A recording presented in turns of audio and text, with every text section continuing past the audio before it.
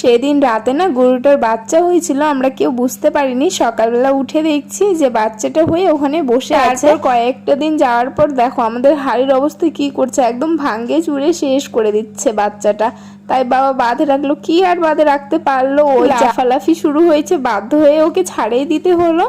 তারপরে একটু দুধটা ছিল, তারপর স্নানটা করে আগে দুধটাই গরম করে নিলাম, আর মা এখানে গপুকে আমাদের স্নান করাই দিচ্ছে। তারপর আমি রান্নাঘরে আসে ভাতটা তুলে দিয়েছি, আর একটু ঠান্ডা ঠান্ডা হয়ে গেছিল, তাই না মাঠটা শুকিয়ে গেছে। আর আজকে সিদ্ধ ভাতটাই করলাম। খাওয়া দাওয়া করে এখন রেডি হচ্ছি, একটু যাব আমাদের স্কুলে, মানে আজকে দোল তো। আর সবাইকে জানাচ্ছি হ্যাপি হোলি। যখন এই স্কুলে পড়ছিলাম তখন কিন্তু বসন্ত উৎসবের কোনো অনুষ্ঠান হতো না বা কোনো কিছুই হতো না।